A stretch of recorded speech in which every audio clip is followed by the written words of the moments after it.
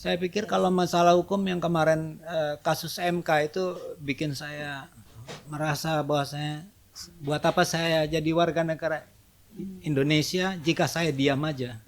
Saya mesti speak up. Apapun orang kata bilang terhadap saya mesti speak up. Saya kan tadi udah bilang, saya 2 kali coblos Jokowi, malah kita yang mengadakan acara di Amsterdam ini kampanye buat Jokowi dari tahun 12, 14, 19. Dan terakhir ini kita melihat bahwasanya perubahannya itu sangat mengagetkan dan nggak logis gitu di otak kita gitu. 1 tambah 1 tuh 2. Berapa Gen Z atau milenial sekarang ini yang emang adanya trust issue kepada kondisi politik gitu. Kayak mikirnya kalau misalnya kita milih A, B, C bener nggak ya? Yang paling bener yang mana ya? Tentunya aku pengen banget nantinya milih, tapi aku bener-bener harus riset nih sebelumnya kayak gimana. Mau apa yang aku pengen perjuangan di Indonesia. Misalnya emang aku bener-bener pengen banget memperjuangkan di mana adanya kesenjangan sosial gitu. Karena ini adalah masalah yang gak selesai-selesai dari dulu. Dan emang bener kalau misalnya main diberi-beri aja ya gak akan selesai gitu. Tapi kalau misalnya ada satu yang disekolahkan sarjana gitu atau gak dikirim ke luar negeri, nanti kembali lagi, itu hal yang bener gitu. Bener-bener bisa ngebangkitin keluarganya gitu.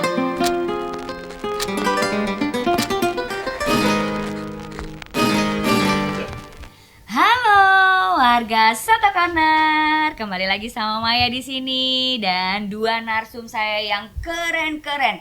Ada aktivis Mas Heri Latif dan ada mahasiswi Jihan Alfarel. Dan pastinya kita bertiga di sini mau makan soto yang dibuat sama Pak E di belakang. Pak E, disiapkan tolong sotonya sambil kita nunggu sotonya, kita ngobrol-ngobrol dulu.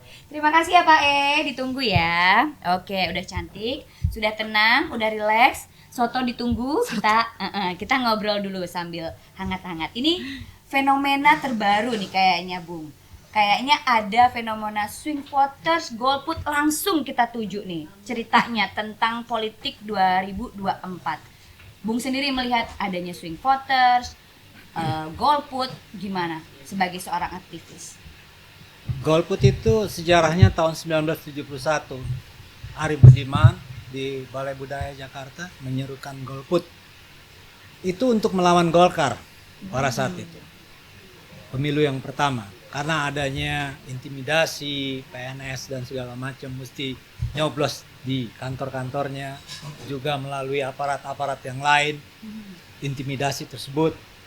Sehingga para intelektual pada saat itu menyerukan golongan putih. Lambangnya, tahu lambangnya golongan putih? Belum tahu nih, pasti teman-teman juga nggak tahu tuh seperti apa tuh. Golkar itu kan lambangnya kan segi 5. Oke. Di dalamnya kan ada padi apa seperti itu kan.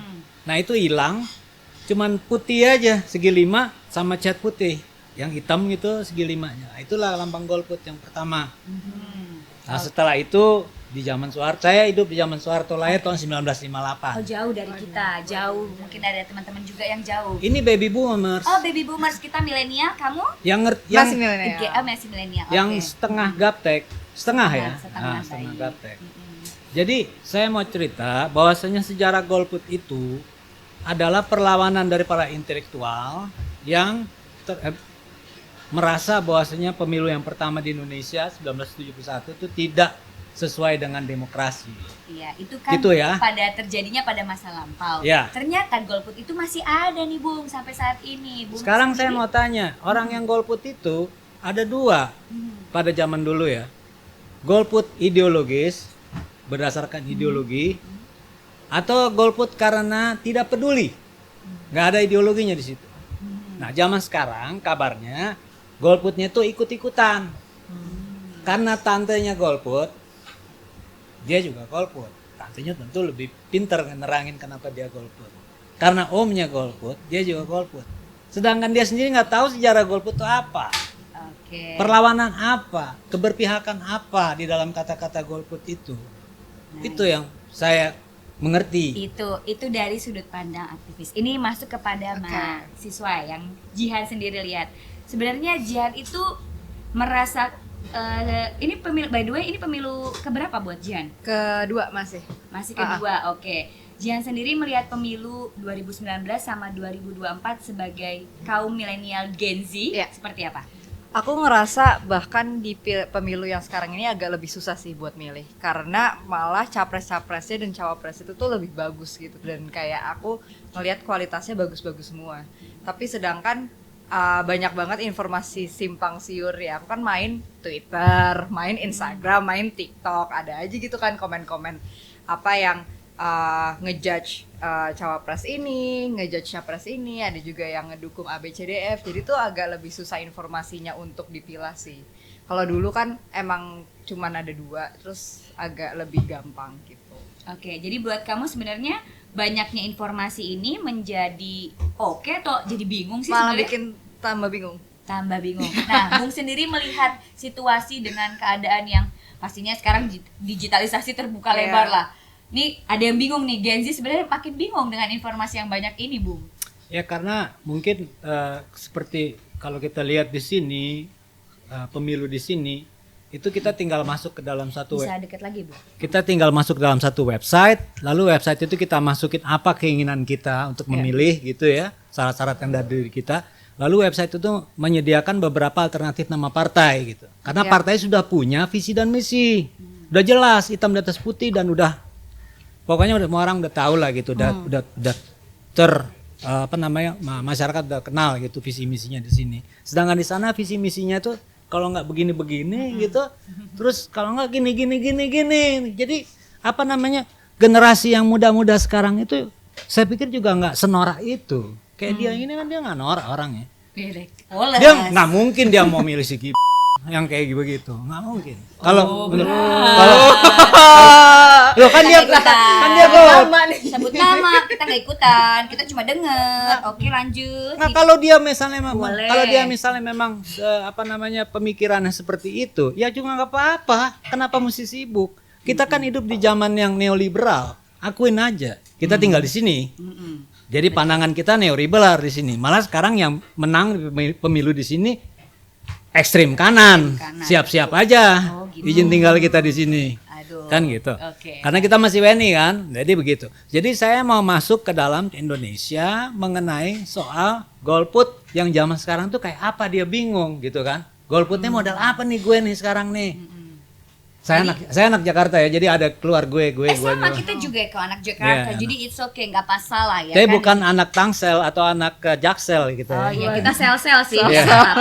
Jadi sebenarnya Bung, kalau kita bisa mengerucutkan bedanya apa sih pemilu yang sekarang sama yang dulu buat informasinya? Kenapa sampai kok jadi beda ini? Bung sendiri melihatnya seperti apa Karena bedanya dulu dan begini, sekarang? saya di sini dari tahun 1982 ke Jerman dulu ya, 4 tahun, 86 di Jerman, 86 sampai sekarang saya di sini. Jadi saya udah 36 tahun cuman di Belanda aja. Dan 41 atau 42 tahun di luar negeri. Bagi saya pemilu tuh saya lihat dari jauh dari Indonesia. Betul apa enggak? Sejak tahun 82 kan. Dan saya melihat waktu zaman Soeharto udah jelas deh, nggak usah diterangin lagi, zaman Soeharto adalah zaman penindasan. Apapun juga A sampai Z. Nah, zamannya setelah reformasi itu adalah zaman keterbukaan, ada undang-undang ini, undang-undang IT, kalau salah ngomong bisa disomasi, begini begitu. Kalau zaman Soeharto nggak ada somasi, dor, dah selesai. Kalau sekarang masih ada somasi. Jadi kita anak-anak sekarang juga ngelihatnya dengan situasi politik yang hari ini, dia terutama ya, kok ini apa nih kayak begini, MK, MKO segala macem gitu. Terus ini jadi ketua partai dalam 2 hari begini begitu, dia bingung dong pasti. Iya. Ini Kan iya kan, jadi masalah. atau dia bilang gitu nggak apa-apa kan, bukan suatu makhluk kan. Jadi kan orang-orang itu melihat bahwasanya ini kayaknya yang dibikin yang elit ini bikin ini sekarang bikin gua bingung, bikin gua jadinya nggak tahu gua mau ngapain, akhirnya jadi apatis kan gitu. Tapi jangan sebenarnya, karena integritas kita untuk jadi pemilih itu adalah tanggung jawab kita. Kalau kita merasa bahwa kita sayang sama Indonesia, kita mesti mendukung demokratisasi di Indonesia, mengawasi demokratisasi di Indonesia. Speak up dong, kalau misalnya nggak setuju lo tweet dong. Lo ngomong di Facebook, di Instagram dong. Gua punya Facebook, Instagram sama Twitter. Klik aja Relatif. HERI Latif Ya, klik aja. Sip. Lalu bisa baca. Cakep. Berarti kan kalau ini dari versi maaf kata baby boomer ya, buat baby boomer ataupun yang sudah melewati periode-periode yang panjang pasti lebih banyak ya kan. Ini ide-ide apapun informasinya jauh lebih banyak daripada kita. Nah, sekarang Jihan, sebenarnya pasti Jihan punya trust issue sendiri dong. Melihat bagaimana yang tadi Bung sudah sampaikan. Pasti Jihan sebagai Gen Z milenial ini melihat ada trust issue di dalam sebuah politik yang terbaru pastinya. Ya kan, dari yang Bung sudah jelaskan. Bagaimana pendapat Jihan tentang pasti ada trust issue lah, bisa dijelasin dari Jihan sendiri. Sebenarnya trust issue-nya lebih ke ini masalah emang susah buat kayak diselesain, kok panjang banget ya, kok nggak selesai ya gitu. Kayak sesimpel mau ada proyek ini, terus habis itu kayak perasaan lama banget, perasaan anggarannya ada gitu. Atau enggak misalnya ya kesenjangan sosial deh, kayak aku ngelihat sekarang tuh bener-bener satu masalah dari dulu yang nggak selesai adalah kesenjangan sosial, dimana kayak aku middle class gitu, tapi aku masih banyak ngelihat ya low class ekonomi gitu, tapi kok nggak selesai gimana sih caranya? Apakah emang karena kita udah kebanyakan populasi, terus gimana caranya biar nge-educate orang-orang itu tuh supaya kita nggak kebanyakan populasi, tapi at the same time kita juga harus membuat generasi Indonesia emas dimana kita butuh anak-anak muda juga. Itu sih sebenarnya. Jadi sebenarnya sudut pandang Jihan mengenai politik saat ini lebih kepada apa? Apakah kayaknya memang kurang baik nih, atau dari yang Bung sudah sampaikan ya sama saja sepertinya seperti masa lalu gitu. Melihatnya sendiri seperti apa? Sebenarnya sama aja sih. Ya Bung, berarti sebenarnya belum ada perubahan Bung. Kalau anak-anak milenial dan Gen Z saja bisa menyatakan itu, bagaimana nih Bung? Berarti dari yang Bung tadi sampaikan belum ada Bung, ada perubahan yang signifikan gitu loh. Kalau di atas kertas kita lihat ekonominya begini begitu ya, di atas kertas kita lihat ada jalan tol begini begitu, bendungan segala macam dibikin kan, dan itu kan tentunya saya nih pendukung Jokowi 2 kali melihat bahwasanya yang dikerjakan itu udah benar. Gitu. Tapi SDM sumber daya manusianya kurang benar. Anak muda pasti lihat bahwasanya ini kita punya duit segini per tahunnya, APBN kok jadinya begini, terus setiap tahun selalu ribut, belum dihabisin daripada anggaran yang di tiap-tiap provinsi begini begitu, diputerin di bank segala macam. Anak-anak ini tahu, dan mereka kritis di zaman sekarang. Kalau misalnya kalian juga baca di sosmed, terutama di X, sekarang dulu Twitter namanya, itu bisa lihat bagaimana detik per detik itu pertarungan antara orang-orang yang seperti dia yang merasa bahwasanya nggak benar nih kalau kayak begini cara kita bernegara katanya. Yang kaya makin kaya, yang miskin makin miskin di bawah gitu. Apakah itu akan menimbulkan sesuatu gelombang daripada ketidakpuasan sosial? Dia takut dong. Biar gimana pun juga dia tahu tahun 98 kayak gimana, dari film, dari segala macam. Itu nggak boleh terjadi lagi. Tapi jangan hal seperti itu didiamkan, kemiskinan, perbedaan segala macam. Dan kalau misalnya hanya memberi, menyuapi, lalu rakyat mau bikin apa? Kan seperti maaf nih ya, bukan apa yang saya mau sampaikan. Yang Pak Ganjar promosikan mengenai satu famili miskin, satu orang jadi sarjana akhirnya dengan dibiayai pemerintah dan juga bekerja sehingga mengangkat kemiskinan. Itu adalah hal yang menurut saya logis gitu, bisa dikerjain daripada pegawai negeri jalan-jalan ke luar negeri setiap tahun ngabisin anggaran. Lebih baik itu dibikin puskesmas misalnya. Kenapa puskesmas? Karena tingkat daripada kesehatan ibu dan bayi di seluruh Indonesia ya, itu nggak rata. Kalau Jakarta di daerah Menteng misalnya puskesmasnya itu aja keren. Coba kalau misalnya di daerah yang terpencil, nggak usah sebutin lah namanya. Kan itu nggak mungkin kalau kita misalnya sumber daya alam yang sedemikian hebatnya, dan orang naruh modal juga ke Indonesia juga lumayan banyaknya, dan tidak digunakan untuk kepentingan sosial, artinya membantu orang miskin. Ngapain lo jadi presiden? Gitu. Ini dari sudut pandang yang memang sudah banyak informasinya. Nah, kalau Jihan sendiri melihat kondisi politik saat ini seperti apa? Kan tadi udah dijelaskan bahwa ya benar, Jihan merasa ada kesenjangan, ada sesuatu hal yang memang ya ini terjadi, real fact yang terjadi. Jihan sendiri melihat politik saat ini buat Jihan Sebenarnya mungkin masih nyambung sama yang sebelumnya sih. Mungkin secara aku mungkin gak cuma aku doang, tapi ada beberapa Gen Z atau milenial di sekarang ini yang emang adanya trust issue kepada kondisi politik gitu. Kayak mikirnya kalau misalnya kita milih A, B, C bener nggak ya? Yang paling bener yang mana ya? Tentunya aku pengen banget nantinya milih, tapi aku bener-bener harus riset nih sebelumnya kayak gimana. Mau apa yang aku pengen perjuangan di Indonesia, misalnya emang aku bener-bener pengen banget memperjuangkan di mana adanya kesenjangan sosial gitu, karena ini adalah masalah yang nggak selesai dari dulu, dan emang bener kalau misalnya main diberi-beri aja ya nggak akan selesai gitu. Tapi kalau misalnya ada satu yang disekolahkan sarjana gitu, atau nggak dikirim ke luar negeri nanti kembali lagi, itu hal yang bener gitu, bener-bener bisa ngebangkitin keluarganya gitu. Oke, jadi intinya dalam satu rumah tangga kasarnya ada yang sarjana, akhirnya menimbulkan perspektif baru tentang sebuah pendidikan ataupun dunia atau kesenjangannya akhirnya tidak terlalu jomplang ya. Jadi benar-benar merata gitu loh. Bung sendiri nih Bung, kan tadi ini dari Gen Z. Bung pasti sudah banyak lah melewati asam garam seperti yang Bung sudah jelaskan barusan ya kepada kita yang mungkin hanya melihat. Bung adalah pelaku pada saat itu ya kan, pastinya di era sebelumnya tadi Bung ceritakan. Sebenarnya apa sih yang paling krusial yang harus dilakukan saat ini dan tidak boleh dilakukan lagi saat ini? Merujuk pada peristiwa yang lalu pastinya. Ya, hukum harus ditegakkan, itu yang pertama ya. Pendidikan harus dibereskan seberes-beresnya. Bener-bener deh, kalau orang miskin itu nggak usah bayar sekolah. Kalau perlu dikasih ongkos supaya dia bisa sekolah gitu. Dan jangan ada anak-anak itu membantu orang tuanya demi untuk makan gitu. Itu sangat menyakitkan karena kita bukan Afrika. Kita bukan Afrika, kita bukan Kongo. Kita Indonesia. Dan Indonesia itu punya sesuatu yang namanya gotong royongan. Jadi satu yang susah kita gotong royong. Dulu, lagi zaman saya masih kecil, saya tinggal di satu jalan, itu tiap hari, sebulan sekali itu kita bersih-bersih. Jadi kotoran yang ada di trotoar tuh kita kumpulin semua. Kalau misalnya gotnya mampet, kita cabutin rumput-rumputnya sebulan sekali. Mau musim panas sampai musim hujan, mau musim hujan atau musim kemarau. Jadi bagi saya hukum ditegakkan, pendidikan, habis itu ya bantulah orang miskin. Oke, dari yang barusan Bung sampaikan, apakah semua itu sudah terwujud? Saya pikir kalau masalah hukum yang kemarin kasus MK itu bikin saya merasa bahwasanya buat apa saya jadi warga negara Indonesia jika saya diam aja.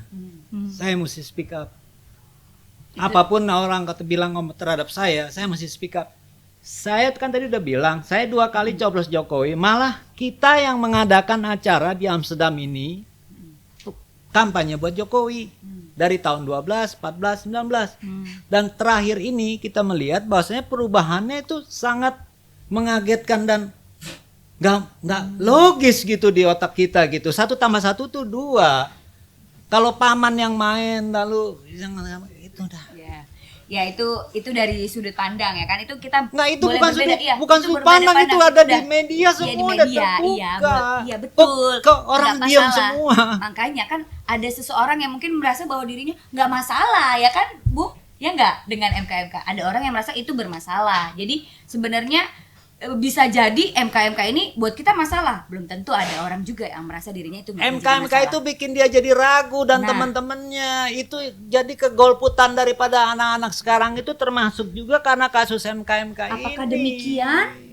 Ya mungkin salah satunya Salah kali satunya kesenjangan sosial tentu aja udah dari dulu kan, tapi MK kan nggak pernah dari dulu, baru kemarin. Baru kemarin. Ini isu yang paling hangat sebenarnya kan yang Bukan terjadi. hangat lagi, udah kebakaran nih.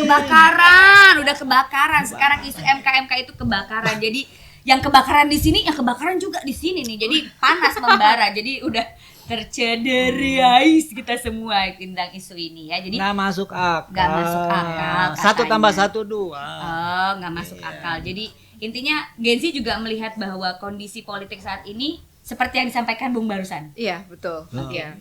Apa yang Jihan terlintas ketika Bung sampaikan tadi sebagai Gen Z dan milenial? Sebenarnya itu mungkin juga salah satu yang nge-support kita tuh kenapa kadang-kadang trust issue kali ya gitu. Kayak oke, kita udah mau percaya ini tiba-tiba ada aja berita yang kita tonton gitu.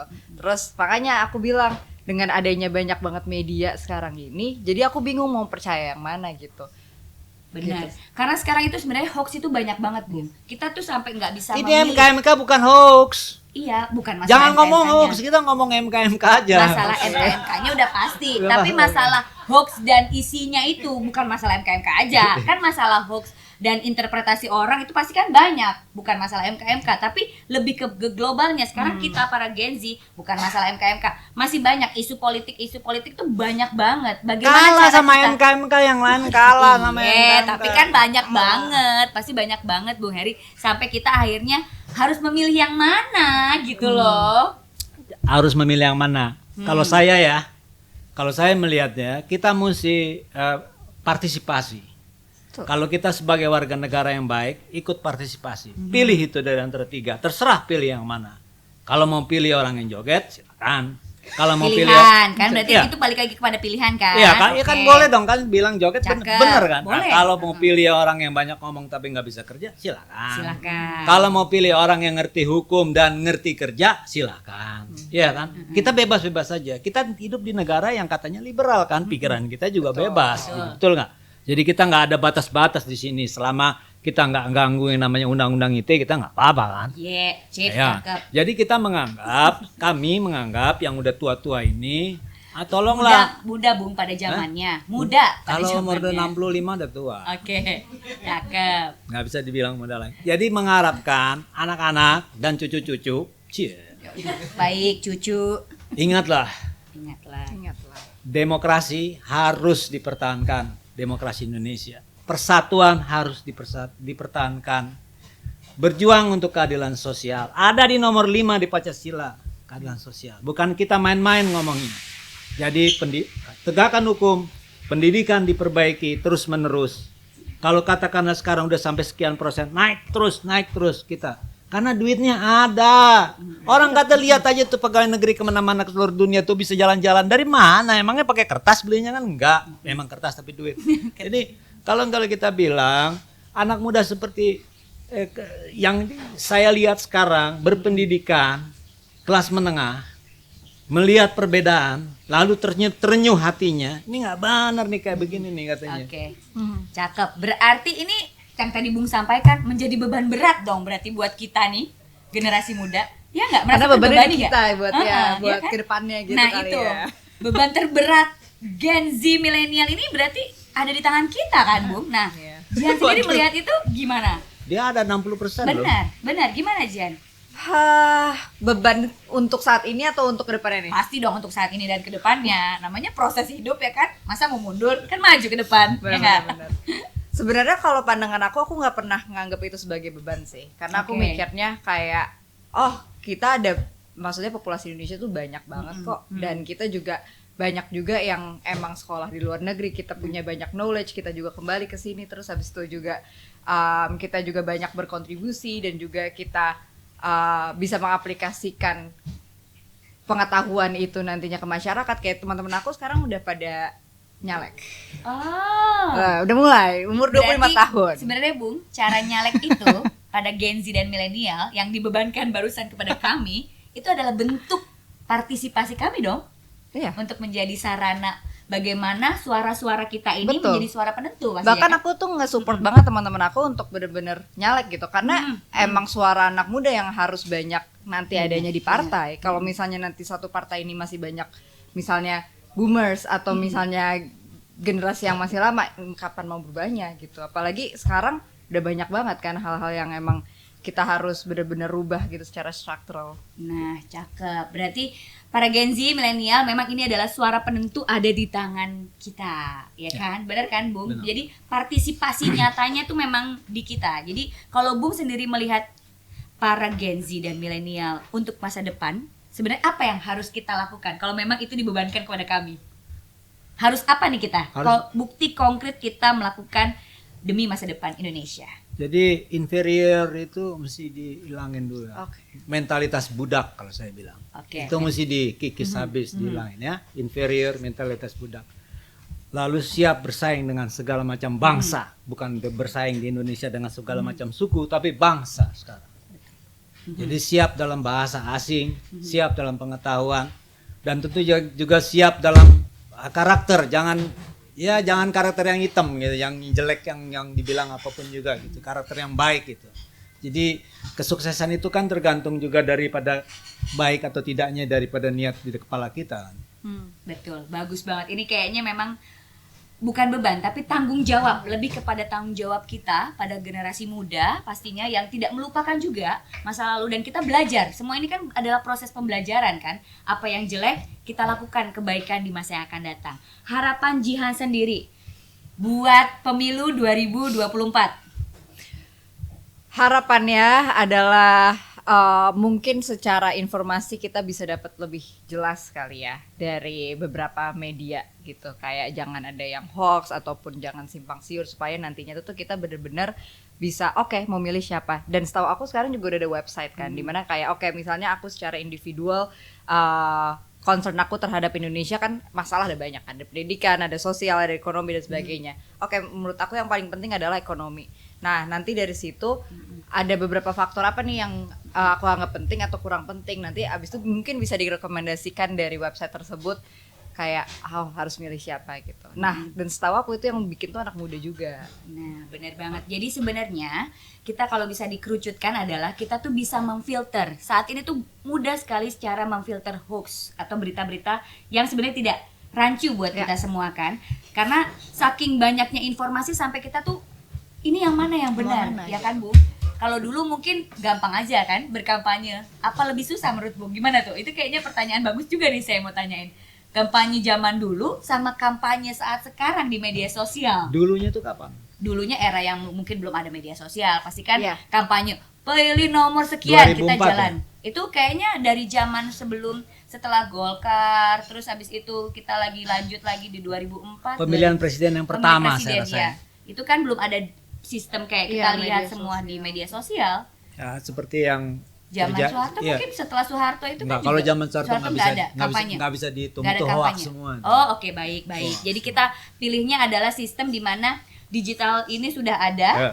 Media sosial sudah ada, sama sebelumnya yang tidak memiliki digital. Cara berkampanyenya pasti berbeda. Ya kalau zaman Soeharto udah jelas bahwa saya itu dia semua hoax semua di situ. Oke, itu perspektif ya. Enggak, Oke. bukan perspektif, itu kenyataan. Itu Anda kenyataan kalau buat- hidup di zaman itu Anda pasti Ya setuju masalahnya sama saya. kan ada juga kita dan teman-teman yang menonton kan Nah, sedih nggak hidup di sana. Nah, maksud saya Golkar tuh bisa menang 62% terus 72% segala macam itu dari mana cerita angkanya? Itu kan berarti udah hoax itu. Iya, bisa Itu jadi. udah sepertinya kayak main-main gitu untuk ngasih lihat ke dunia. Ada demokrasi loh di Indonesia zaman itu ya. Zaman itu. Nah, setelah reformasi kan orang belajar nih. Nah, orang mulainya hoax itu kenceng menurut saya. Itu tahun 14 waktu lagi Pilpres 14. Pilpres 14 itu Ya kan pada Jokowi dibilang PKI, Cina, segala macam gitu kan. itu sudah ada media sosial kalau nggak salah ya. Udah kan? BlackBerry Messenger segala macam Iya, udah ada, betul. WhatsApp juga udah ada pada waktu itu, dan YouTube juga udah ada. YouTube 2009 apa kalau nggak salah, apa Sudah, 28. sudah. Jadi perkembangan daripada hoax itu di Amerika sendiri kan kita juga tahu kan, teori konspirasi itu kan segala macam kita udah jelas itu. Dan itu menurut saya itu orang-orang pinter yang mempermainkan orang-orang bodoh. Oke. Gitu aja. Karena kalau kita mau mengelak ya ini kan hoax ini, ya lu pinter, masa lu nggak ada feeling sih begitu lu lihat filmnya, ini kayaknya diedit, ini Oke. kayaknya masa nggak ada sih. Oke, berarti Dan lu juga mestinya tanya juga dong sama yang lebih tua dari lu gitu. Ternyata yang lebih tua dari lu lebih kena lagi di hoaxin kan. Jadi kita kan bingung seperti apa yang lu bilang, seperti Anda bilang. Jadi kalau menurut saya pasanglah radar dan peganglah satu website yang untuk mencek daripada hoax tersebut. Kan ada tuh, ada beberapa website yang untuk mencek hoax. Itu aja kalau kita pemain HP ya, Iya. kita udah ngerti dong ke sana. Oke, kalau boleh disimpulkan, sorry Bung, saya potong sedikit. Artinya politik ini semua by design, dong? Iya tidak? Kalau saya ya, Iya. politik itu kamu misalnya di rumah nih ya, politik keluarga, kenal kan? Si tante ini, om ini, segala macam ya. Itu kan politik juga kan, politik keluarga. Semua hidup ini adalah politik sebenarnya, menurut saya. Iya, udah jelas dong. Kamu punya paspor Indonesia kan? Pasti dong. Itu politik artinya mengakui kekuasaan. Kamu bayar pajak, berarti politik, mengakui kekuasaan. Makanya kalau anak muda bilang, malas gua ngomongin politik. Ya tentu lu jadi korban politik, karena lu nggak ngerti politik. Apa susahnya mikir politik? Lu nggak perlu sekolah, lu tinggal baca aja. Oh ini nggak benar, ini benar, gampang. Jadi ini lo dipakai. Kalau si gerung-gerungan itu kan bilang akal sehat. Kalau kita kan juga bilang dia dulu juga akal sehat, bukan dia nemuin kata-kata akal sehat, ya kan? Kita pakai aja akal sehat kita gitu. Gampang kan? Semua rata-rata di sini udah tamatan SMA, kagak ada di sini yang tamat SD. Ngapain kita misalnya untuk ngomong sama orang yang lagi belajar S2 bahwasanya logika daripada politik begini loh. Nggak perlu, dia sendiri lebih tahu daripada saya. Jadi orang yang merasa dirinya bahwasanya dia tidak mau ikut partisipasi politik, tapi dia nyinyir terus-terusan di sosial media, bagi saya itu orang sakit jiwa yang kayak begitu.